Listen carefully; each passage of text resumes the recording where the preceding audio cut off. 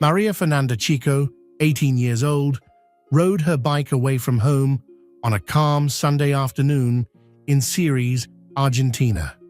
For now, she told her mom she would be back after meeting a friend. But as the hours went by, fear began to creep in. She turned off her phone and didn't answer any texts. By morning, it was clear that something was very wrong. The worst fear came true 2 days later. In an empty lumber yard, workers found a horrifying sight. Maria Fernanda Chico's lifeless body, partly hidden by her own bicycle among stacks of wood. Someone had hit her, and the scene showed that there had been fighting. Who did this, and why? Messages, a stolen phone, and a creepy social media post would all lead to the truth. This was the last sign that would show how far someone was willing to go to get rid of their biggest obsession.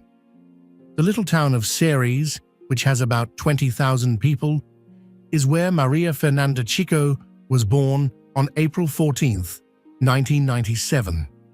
There were 4 children in her family. The oldest was a truck driver named José Chico and a worker named Silvia Leonardos, who ran the city's motor vehicle registration office. Her family and friends said she was lively, active, and charming. She had always been active and loved sports and things outside, but skating was her true love. When she was young, her parents joined the Boy Scouts and a small neighborhood theater group because they knew she liked to try new things. She met Alina in that theater group and became best friends with her for life. The girls, who were both about 11 years old, hit it off right away. They were both friendly, active, and always looking for fun things to do. They played jokes on each other, put on small shows, and shared secrets that went from being whispered as kids to being told out loud as teens. A young man named Rodrigo Gomez met Maria Fernanda when she was 17 years old. Right away, they felt a spark of attraction between them, and it went both ways. Rodrigo, on the other hand, was 5 years older than her and had just turned 19. This made people close to her nervous. The age difference between Maria Fernanda and the man worried her parents right away. They were worried about the lack of experience and understanding between a 14-year-old girl and a 19-year-old man.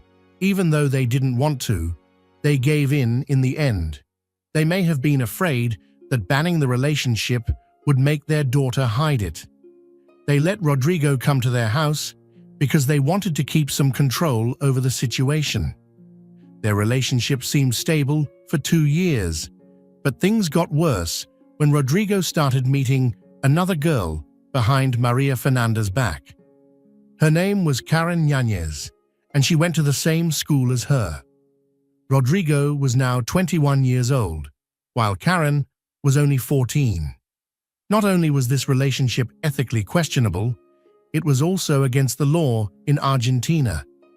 Maria Fernanda found out right away.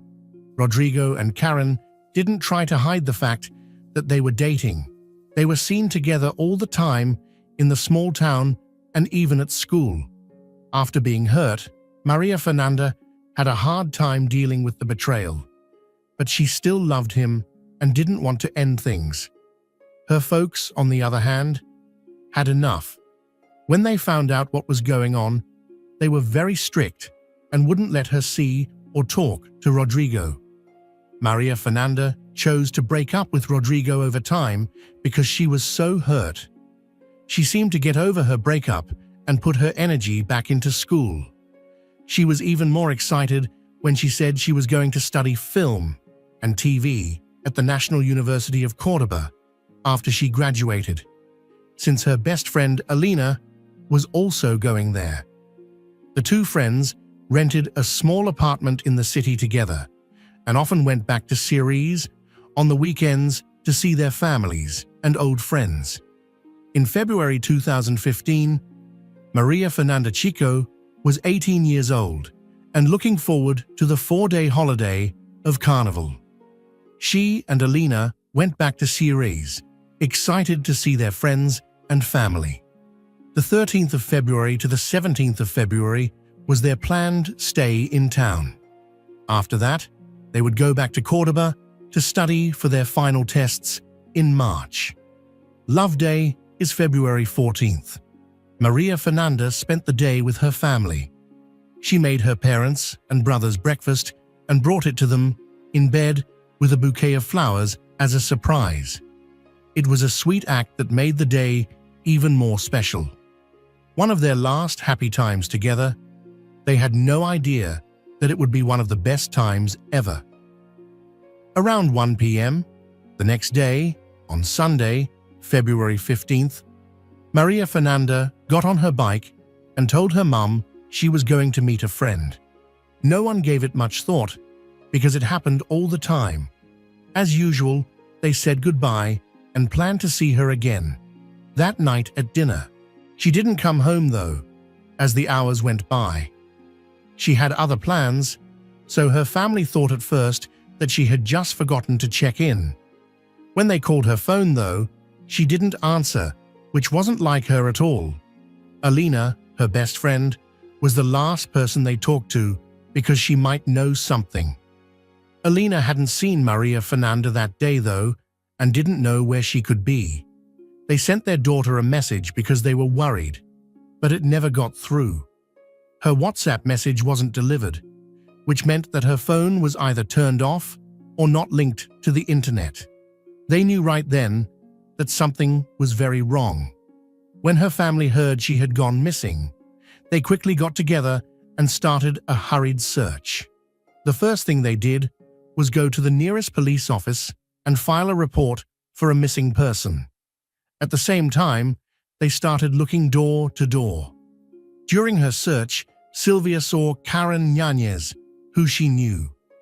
She had a hazy memory of the girl from the time she was with Rodrigo Gomez, her daughter's ex-boyfriend, more than 2 years ago. She happened to be at Karen's house by chance and asked her right away the same question she had asked many other people. "Have you seen Maria Fernanda today?" Karen, who is now 16 years old, said she didn't know where she was because they weren't friends, and she didn't know where she could be.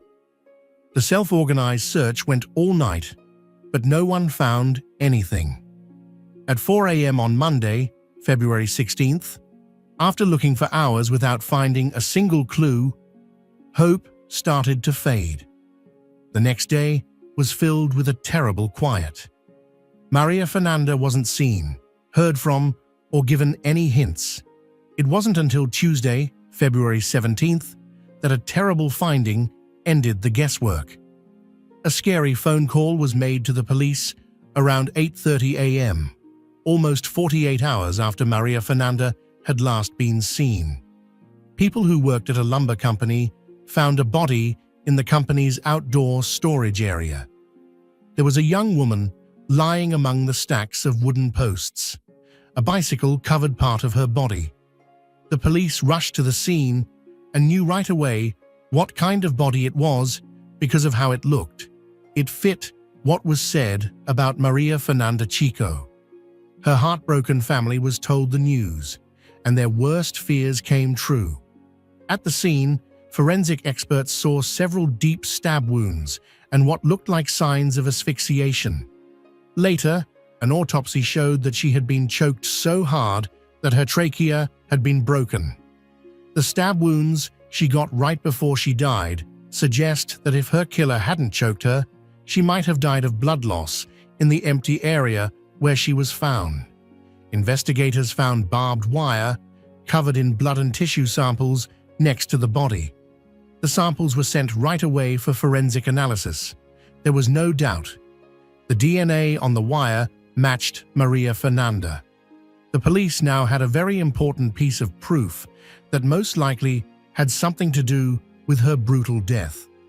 Police searched the area but couldn't find the knife or other sharp item that was used to stab the people.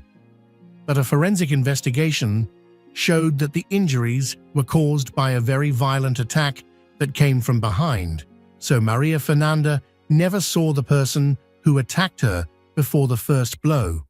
But who could have done something so horrible? People who knew Maria Fernanda well were first questioned and given accounts.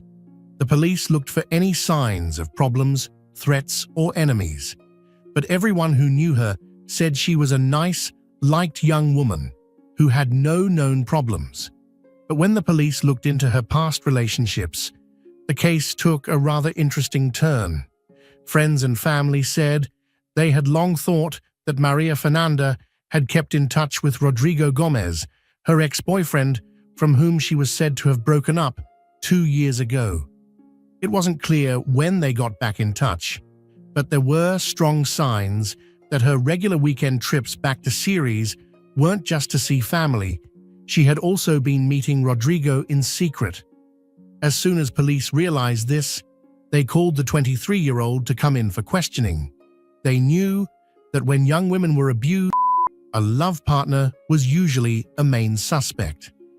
Rodrigo went to the police station on his own that same day and said he was ex-boyfriend of Maria Fernanda. He insisted that he had nothing to do with her missing or death, saying that he had not seen her at all over the carnival weekend. He told her over and over that he would never hurt her.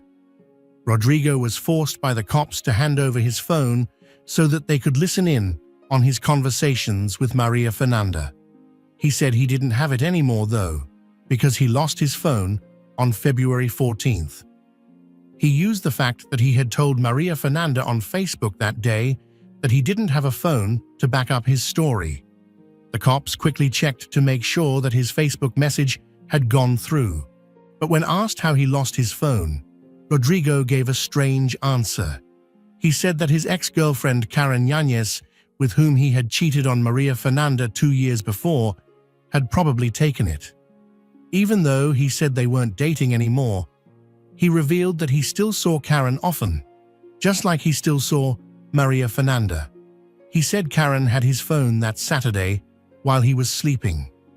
With this new clue, police chose to look into Maria Fernanda's phone records. What they found shocked everyone. The message was from Rodrigo's phone number and was sent on February 15th. It asked her to meet at the lumberyard where her body was later found. There were 2 scary possibilities after this discovery. Either Rodrigo had been lying the whole time, or the person who had taken his phone had sent the message. That person was Karen Yanez. As the police looked into Karen's past, a troubling trend became clear. People who knew her told stories about how she treated Maria Fernanda over the years. The stories, which seemed harmless at the time, now had a scary tone to them. Maria Fernanda's best friend Alina told her that Karen had been stalking and bothering her for years. They had been competing with each other over Rodrigo Gomez since they were in high school. Karen didn't just insult Maria Fernanda verbally, she had also pushed her during school breaks and argued with her in person several times. By looking at what they did on social media, we found another disturbing fact. Karen would post a very similar picture, hours after Maria Fernanda did for years, whether it was of herself, a place, or even a meal. It looked like Karen was copying her. At first it was small, like wearing the same clothes, taking Instagram pictures in the same pose and using the same filters. Over time, though, it became clear that Karen wasn't just copying Maria Fernanda's style, she was following her every move with a fervor. A few weeks after Maria Fernanda got braces, Karen did the same. Karen had always worn her hair short, but all of a sudden, she got extensions when Maria Fernanda chose to let it grow out.